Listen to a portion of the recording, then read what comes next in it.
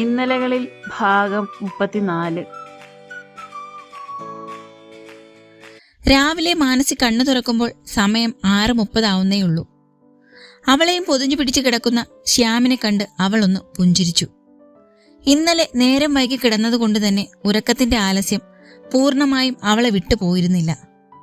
മെല്ലെ അവന്റെ കൈകൾ വേർപെടുത്തി എണീക്കാൻ ശ്രമിച്ചപ്പോൾ ആ കൈകൾ ഒന്നുകൂടെ അവൾക്ക് മേൽ മുറുകി. ഈ വെളുപ്പാങ്കാലത്ത് നീ എന്താ കക്കാൻ പോവുകയാണോ പെണ്ണേ? ഉറക്ക ചടവോടെ തന്നെ അവൻ ചോദിച്ചു. സമയം 6:30 പതിഞ്ഞ സ്വരത്തിൽ അവൾ പറഞ്ഞു. ഇന്നിപ്പോ അമ്മയൊന്നും ഇല്ലല്ലോ, ഭാരിച്ച പണിയുമില്ല, കുറച്ചു കഴിഞ്ഞ് എണീക്കാം. മറുത്തൊന്നും പറയാൻ സമ്മതിക്കാതെ അവളെ ഒന്നുകൂടെ തന്നിലേക്ക് അടുപ്പിച്ചുകൊണ്ട് അവൻ വീണ്ടും കണ്ണടച്ചു. മാനസി പിന്നെ എഴുന്നേൽക്കാൻ ശ്രമിച്ചില്ല. ഉറക്കം വിട്ടുമാറാത്തത് കൊണ്ട് തന്നെ വീണ്ടും മയക്കം പിടിക്കാൻ സമയമെടുത്തില്ല അവൾക്ക്. പിന്നീട് മാനസി ഉണരുമ്പോൾ ശ്യാം അരികിലുണ്ടായിരുന്നില്ല. നേരം ഒരുപാടായെന്ന് ജനലിലൂടെ വെളിച്ചം ശക്തിയായി ഉള്ളിലേക്ക് അടിച്ചു കയറിയപ്പോൾ തന്നെ അവൾക്ക് മനസ്സിലായിരുന്നു. ചടഞ്ഞുകൂടി കട്ടിലിൽ തന്നെ ഇരുന്നു. കൈപ്പത്തി മുഖത്ത് വെച്ചൊന്ന് അമർത്തി. അഴിഞ്ഞുപോയ മുടി ഒന്നുകൂടെ ഒതുക്കിക്കെട്ടി നെറ്റിയിലേക്ക് വീണുകിടക്കുന്ന മുടിയിഴകളെ ചെവിക്ക് പിന്നിലേക്ക് ഒതുക്കി വെക്കുമ്പോഴാണ് ഡോറും കടന്ന് കയ്യിൽ ചായയും കൊണ്ട് ശ്യാം വരുന്നത്. അവൾ അവനെ നോക്കിയൊന്ന് പുഞ്ചിരിച്ചു. ഗുഡ് മോർണിംഗ്, അവൻ അവളുടെ മൂക്കിന്റെ തുമ്പിലൊന്ന് വലിച്ചുകൊണ്ട് പറഞ്ഞു. മാനസി അവന്റെ കൈ പിടിച്ചു മാറ്റി മൂക്ക് തിരുമ്മി. ഒന്ന് ചിണുങ്ങിക്കൊണ്ട് കട്ടിലേക്കിരുന്ന അവന്റെ നെഞ്ചിലേക്ക് ചാഞ്ഞു കിടന്നു വീണ്ടും കണ്ണുകൾ അടച്ചു. പെണ്ണെ, വീണ്ടും ഉറങ്ങാൻ പോവാണോ? നേരം 9 അവളുടെ തോളിലൊന്ന് തട്ടിക്കൊണ്ട് അവൻ പറഞ്ഞു.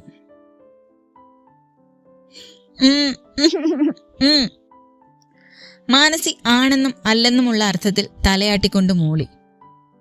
എണീറ്റ് പോയി കുളിക്ക്, അപ്പൊ ഈ ക്ഷീണമൊക്കെ അങ്ങ് മാറും, അവൻ അവളെ പിടിച്ചു മാറ്റാൻ ശ്രമിച്ചുകൊണ്ട് പറഞ്ഞു. മാനസി അട്ട പിടിക്കും പോലെ അവനെ അള്ളിപ്പിടിച്ചു നിന്നു. മടിയാവുന്നു. അവന്റെ ഷർട്ടിന് പുറത്തൂടെ അവൾ വിരലുകളാൽ അവന്റെ നെഞ്ചിൽ കളമെഴുതി. ഇതൊന്നും പതിവില്ലാത്തതാണല്ലോ. അവളുടെ തലയിൽ മെല്ലെ കൊട്ടിക്കൊണ്ട് അവൻ ചോദിച്ചു. എന്തോ ഈ നെഞ്ചിൽ നിന്ന് വിട്ടുമാറാതെ ഇങ്ങനെ തന്നെ നിൽക്കാൻ തോന്നുന്നു. അവൾ പറയുന്നത് കേട്ട് ശ്യാം ചിരിച്ചു. അങ്ങനെയാണോ? അതുവരെ അവളെ പുണരാതെ നിന്നിരുന്ന അവന്റെ കൈകൾ അവളുടെ അരക്കെട്ടിലൂടെ വലയം ചെയ്തു. ഒരു വശ്യത കടന്നു വന്നിരുന്നു അന്നേരം അവന്റെ സ്വരത്തിലും. മുഖമുയർത്തി അവനെ നോക്കിയ അവളുടെ മിഴികളിലും വേറിട്ടൊരു ഭാവം നിലകൊണ്ടിരുന്നു. ഇനിയും ഇങ്ങനെ ഇരുന്ന നീ അറിഞ്ഞൊന്ന് കുളിക്കേണ്ടി വരും. അവന്റെ കൈവിരലുകൾ അവളിൽ പുതുചിത്രങ്ങൾ വരച്ചു തുടങ്ങിയതും ഒന്ന് പതുങ്ങി അവൾ ആ കൈക്കൂട്ടിൽ ഒതുങ്ങി.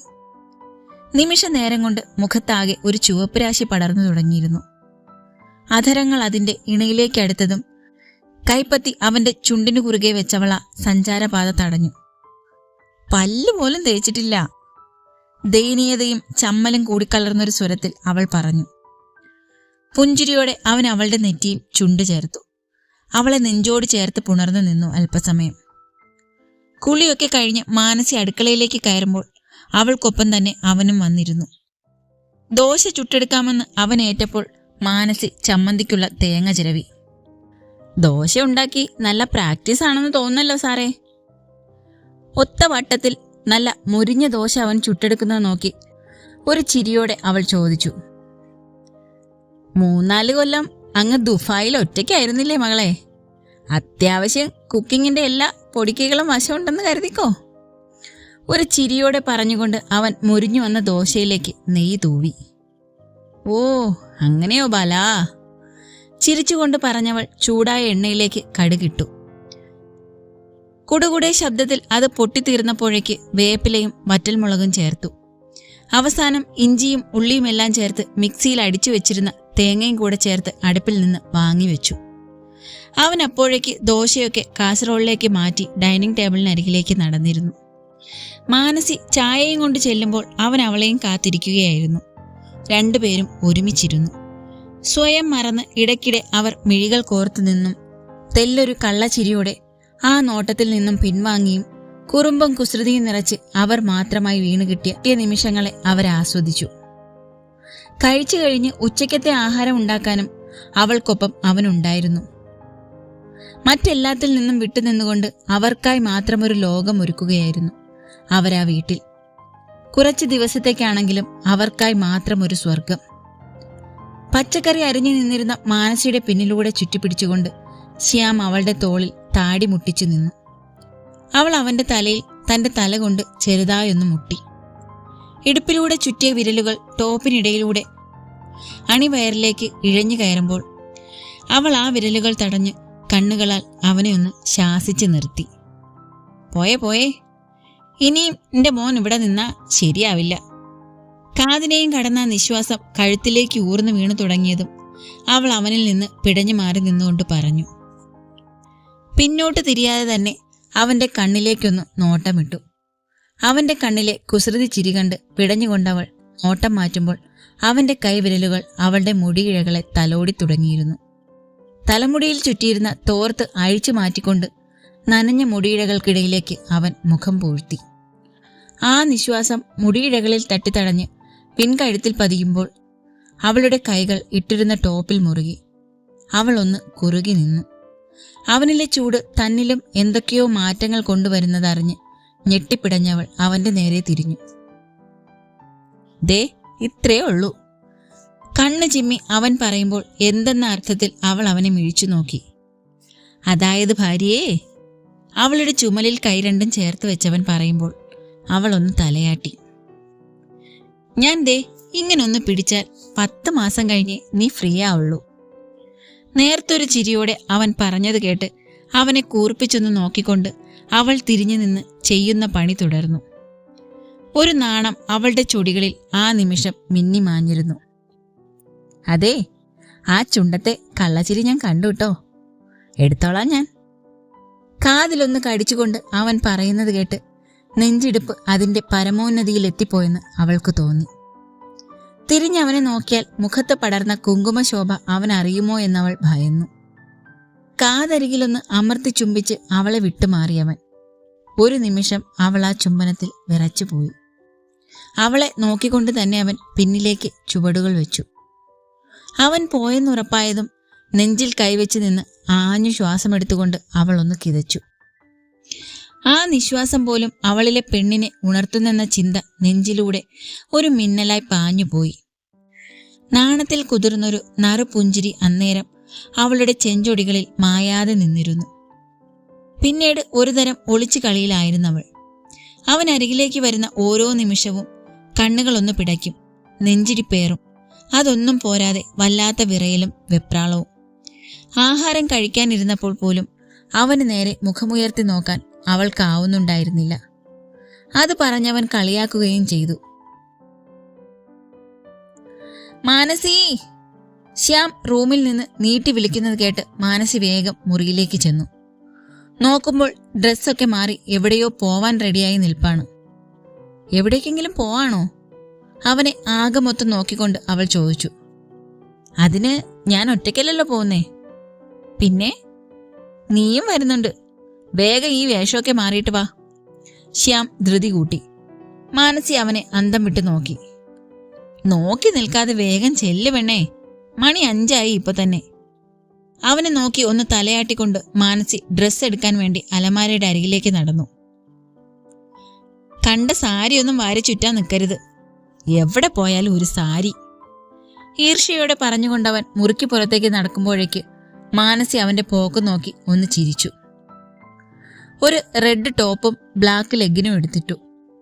മുടിയെല്ലാം കൂട്ടി ജസ്റ്റ് ഒരു ബാൻഡ് എടുത്തിട്ടു. നെറ്റിയിൽ സിന്ദൂരം ചാർത്തി ഹാങ്ങറിൽ കിടന്ന ഒരു ഷാളും എടുത്തിട്ട് താഴേക്കിറങ്ങിയപ്പോൾ ശ്യാം അവളെയും വെയിറ്റ് ചെയ്തിരിപ്പുണ്ടായിരുന്നു. പോകാം? മാനസിയെ കണ്ടപ്പോൾ ശ്യാം ചോദിച്ചു. മാനസി തലയാട്ടി. മാനസി വീട് പൂട്ടി ഇറങ്ങിയപ്പോഴേക്ക് ശ്യാം ബുള്ളറ്റ് സ്റ്റാർട്ട് ചെയ്ത് അവളെ നോക്കി നിൽപ്പായിരുന്നു. വരുന്നില്ലേ നീ? അവൾ അവിടെ അവനെ തന്നെ നോക്കി നിൽക്കുന്നത് കണ്ട് അവൻ പുരികമുയർത്തി. മാനസി വേഗം അവനരികിലേക്ക് ചെന്നു. കയറ്. അവൻ പറഞ്ഞുകൊണ്ട് അവളെ നോക്കും മുന്നേ മാനസി കയറിയിരുന്നിരുന്നു. അവന്റെ തോളിൽ വെച്ചിരുന്ന അവളുടെ കൈയെടുത്തവൻ അവന്റെ വയറിലൂടെ ചുറ്റിപ്പിടിപ്പിച്ചു. മാനസി ഒരു ചിരിയോടെ അവന്റെ തോളിലേക്ക് തല ചായ്ച്ചു. നമ്മൾ എങ്ങോട്ടാ? വണ്ടി അല്പം നീങ്ങിക്കഴിഞ്ഞപ്പോൾ മാനസി ചോദിച്ചു. ആഹാ, അപ്പൊ ഇതൊന്നും അറിയാതെയാണോ എൻ്റെ ഭാര്യ വേഗം ചാടിയങ്ങ് പോന്നേ? അതിന് ശ്യാം ഒന്നും പറഞ്ഞില്ലല്ലോ. പറയാൻ നീ എന്നോട് എവിടേക്കാ പോണേന്ന് ചോദിച്ചോ? ശ്യാം ചോദിച്ചപ്പോഴാണ് മാനസിയും അതേക്കുറിച്ച് ചിന്തിച്ചത്. ശരിയാണ്, ചോദിച്ചില്ല. അവളൊന്ന് തലക്കിട്ട് കൊട്ടി. ചുമ്മാ ഒന്ന് പുറത്തേക്കൊക്കെ ഇറങ്ങാന്നോർത്തു. നീ ഏത് നേരവും വീട്ടിൽ ചടഞ്ഞുകൂടി ഇരിപ്പല്ലേ? ശ്യാം ചോദിച്ചപ്പോൾ മാനസി ഒന്ന് ചിരിച്ചു. വണ്ടി നേരെ പോയി നിന്നത് ബീച്ചിലായിരുന്നു. അവൾ വിടർന്ന കണ്ണുകളോടെ അവനെ നോക്കി. അവളുടെ കണ്ണുകളിലെ തിളക്കം കണ്ട് അവന്റെ മനസ്സ് നിറഞ്ഞു. വാ, അവൾക്ക് നേരെ കൈനീട്ടി അവൻ പറഞ്ഞു. ആ കൈയിൽ കൈകോർത്ത് മാനസി അവനൊപ്പം നടന്നു. മണൽപ്പരപ്പിലൂടെ കൈകോർത്ത് ഒരേ കാലടികളോടെ നടക്കുമ്പോൾ ഉള്ളു നിറഞ്ഞൊരാനന്ദം തന്നെ വന്നു പൊതിയുന്നത് അവൾ അറിഞ്ഞിരുന്നു. അതിന്റെ ശേഷിപ്പെന്നോണം അവന്റെ കൈകളിൽ അവളുടെ കൈകൾ മുറുകി. കോർത്തു പിടിച്ചിരുന്ന കൈകൾ വേർപെടുത്തി ചുമലിൽ പിടിച്ചവൻ അവളെ തോളോട് ചേർത്തു. ആളുകളുടെ തിക്കും തിരക്കും ഇല്ലെങ്കിലും തീരെ ആളുകൾ ഇല്ലായകയുമില്ല. കടൽക്കാറ്റേറ്റ് തന്റെ പ്രാണന്റെ നെഞ്ചോട് ചേർന്ന് നിൽക്കുമ്പോൾ ഈ നിമിഷങ്ങൾ അവസാനിക്കാതെ ഇരുന്നെങ്കിലെന്ന് തോന്നിപ്പോയി അവൾക്ക്. ആ കാറ്റേറ്റ് നിൽക്കുമ്പോൾ ഒരിളം കാറ്റ് ഹൃദയത്തിലും വീശുന്നത് അവൾ അറിഞ്ഞു. കൈകൾ കോർത്തു പിടിച്ച് തിരകളെ വകഞ്ഞു മാറ്റിയും മെല്ലെ ആ കാൽപാദങ്ങളിൽ തിരകളുടെ ചുംബനങ്ങൾ ഏറ്റുവാങ്ങിയും അവർ മുന്നോട്ട് നടന്നു. ആളൊഴിഞ്ഞ ഒരു തീരത്ത് മണൽപ്പരപ്പിൽ അവരിരുന്നു. പറയാനേറെ ഉണ്ടെങ്കിലും പങ്കുവയ്ക്കാൻ വാക്കുകളില്ലാത്ത പോലെ ഇരുവരും മൗനം കൊണ്ട് പ്രണയത്തെ അറിഞ്ഞു. ഏറെ നേരം അതേ ഇരിപ്പ് തുടർന്നു. ആഴിയിൽ മുങ്ങുന്ന സൂര്യനെ കണ്ണിമയ്ക്കാതെ നോക്കിക്കൊണ്ട്. തോളിൽ ആരോ തോണ്ടുന്നതറിഞ്ഞാണ് ശ്യാം തിരിഞ്ഞു നോക്കിയത്. അവൻ തിരിഞ്ഞതറിഞ്ഞ് മാനസിയും തിരിഞ്ഞു നോക്കി. ചേട്ടാ, 2 എണ്ണം കൂടിയേ ഉള്ളൂ, ഒന്ന് മേടിക്കോ? എനിക്കെന്നാൽ ഇന്ന് നേരത്തെ വീട്ടിൽ പോകാം. തങ്ങളെ പ്രതീക്ഷയോടെ ഉറ്റുനോക്കി കയ്യിലെ കപ്പലണ്ടി പൊതിയും നീട്ടി നിൽക്കുന്ന ആ പയ്യനെ കണ്ട് അവർക്ക് 2 ആൾക്കും അലിവ് തോന്നി. കൂടിപ്പോയാൽ 9-10 വയസ്സ് കാണും. ജീവിതത്തിന്റെ മറ്റൊരു മുഖം. ബാല്യത്തിൽ ജീവിതഭാരവും പേറി നിൽക്കുന്ന ഒരു പിഞ്ചു മുഖം. അവർക്ക് അനക്കമൊന്നും കാണാഞ്ഞ് വിഷമത്തോടെ അവൻ തിരിഞ്ഞു നടക്കാൻ തുടങ്ങുമ്പോൾ മാനസി അവന്റെ കയ്യിൽ കയറി പിടിച്ചു. അവൻ പ്രതീക്ഷയോടെ അവളെ നോക്കി. മാനസി പുഞ്ചിരിയോടെ അവന് നേരെ തന്റെ കൈ നീട്ടി. അത്യധികം സന്തോഷത്തോടെ ആ കുട്ടി അവളുടെ കയ്യിലേക്ക് ആ 2 പൊതിയും വെച്ചു കൊടുത്തു. മോന്റെ പേരെന്താ? അവന്റെ താടിയിൽ പിടിച്ച് കൊഞ്ചിച്ചുകൊണ്ട് അവൾ ചോദിച്ചപ്പോൾ ആ കുട്ടി അതിശയത്തോടെ അവളെ നോക്കി. ജീവിത വഴിയിലെ ഓട്ടത്തിനിടയ്ക്ക് അവനോട് ഇങ്ങനൊരു ചോദ്യം ആരും ചോദിച്ചിരുന്നില്ലായിരിക്കണം. കണ്ടിട്ടും കാണാതെ നടക്കുന്നവരും കണ്ണുകൊണ്ട് പരിഹസിക്കുന്നവർക്കും പരിതപിക്കുന്നവർക്കും ഇടയിൽ അങ്ങനൊരു ചോദ്യത്തിന് എന്ത് പ്രസക്തി? അച്ചു. നിരയൊത്ത പല്ലുകൾ കാണിച്ചുകൊണ്ട് അവൻ പുഞ്ചിരിയോടെ പറഞ്ഞു. ആഹാ, നല്ല പേരാണല്ലോ. അവൾ ചെറുചിരിയോടെ ആ കുട്ടിയുടെ തലയിലൊന്ന് തഴുകി. ശ്യാം അവളുടെ ചോദ്യവും പറച്ചിലുമെല്ലാം നോക്കിക്കൊണ്ട് ഒരു പുഞ്ചിരിയോടെ ഇരുന്നു. അച്ചു പഠിക്കാനൊന്നും പോകുന്നില്ലേ? വീണ്ടും മാനസി ചോദിക്കുമ്പോൾ അവനൊന്ന് പുഞ്ചിരിച്ചു. പോകുന്നുണ്ട് ചേച്ചി. പോയി കഴിഞ്ഞാ വന്നിട്ടാ ഈ കച്ചവടത്തിന് വരുന്നത്. വീട്ടിൽ അമ്മ മാത്രമേ ഉള്ളൂ ചേച്ചി. അമ്മയ്ക്ക് ഏതു നേരവും അസുഖാ. അതുകൊണ്ട് അമ്മയെ പുറത്തു വിടാതെ ഞാൻ പണിക്ക് പോകും. അവനൊരു പുഞ്ചിരിയോടെ പറയുമ്പോൾ എന്തുകൊണ്ടോ മാനസിയുടെ കണ്ണുകളൊന്ന് നിറഞ്ഞു. നന്നായി പഠിക്കണം കേട്ടോ. അവന്റെ തലയിലൊന്ന് തലോടി അവൾ പറയുമ്പോൾ ആ പയ്യൻ അവളെ നോക്കി നിറപുഞ്ചിരി തൂകി.